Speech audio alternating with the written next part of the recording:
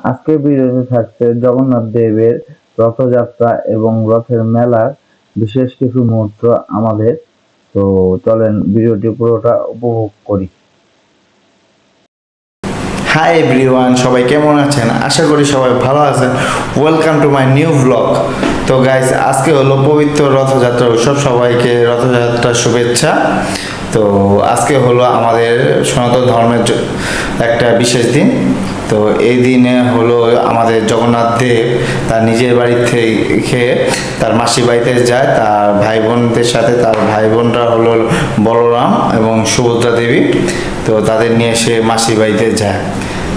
তো গাইস, এখন যাব হলো দোকানে কাজ করব, শেষ করে যাব রথ দেখতে এবং রথের মেলায় কী কী বসছে তো আপনাদের দেখাবো। আমাদের এলাকাতে একটা ছোটোখাটো রথের মেলা বসে, তো ওইটা আপনাদের ঘুরে দেখাবো।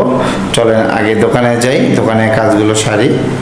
গাইস চলেন আপনাদের দেখায় কীভাবে গোল্ড টন্স করতে হয়, মানে গোল্ড কত ক্যারেট এটা পরীক্ষা করতে হয়, টেস্ট করতে হয় ল্যাবে।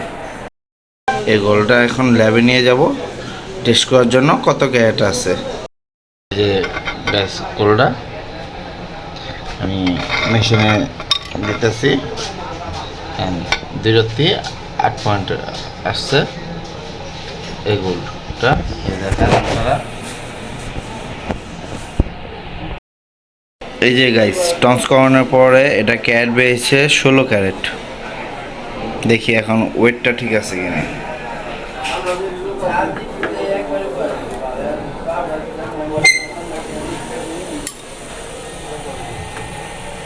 ওয়েটটাও ঠিক আছে, তো কোনো কমে নাই।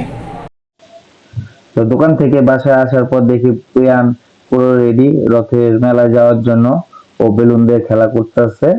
তো আমরা এখন যাব হলো রথের মেলায়। তো ও পুরো খুশি, একদম খুশি হয়ে আছে যে রথের মেলায় যাবে। তাই তো আমরা রথের মেলায় আসলাম এবং এটা হলো রথ।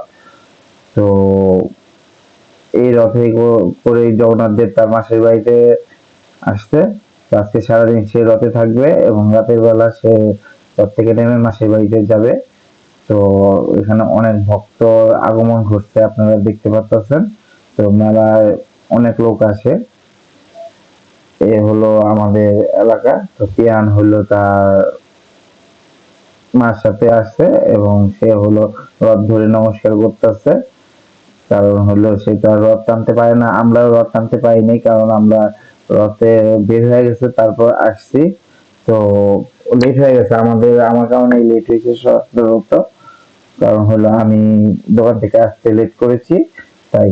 তো পূজা মেলায় চলে আসছে, মেলায় সে জিনিসপত্র কিনতেছে তার পছন্দ মতো।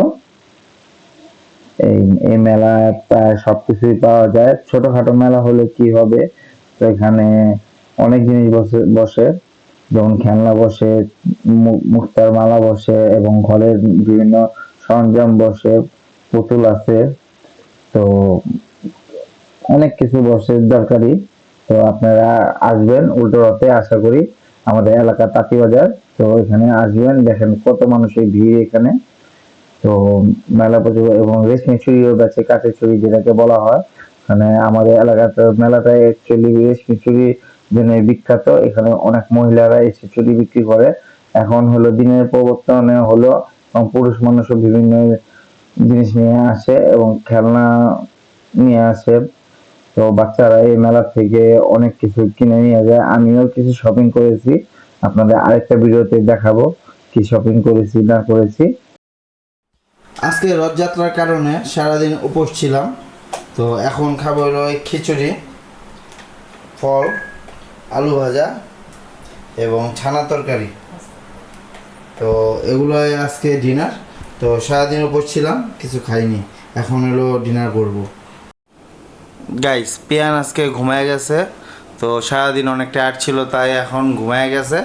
তা আমরাও অনেক টায়ার্ড, সারাদিন উপোস ছিলাম, তারপর রথের মেলায় ঘুরলাম, তাই প্রচুর টায়ার্ড হয়ে গেছি।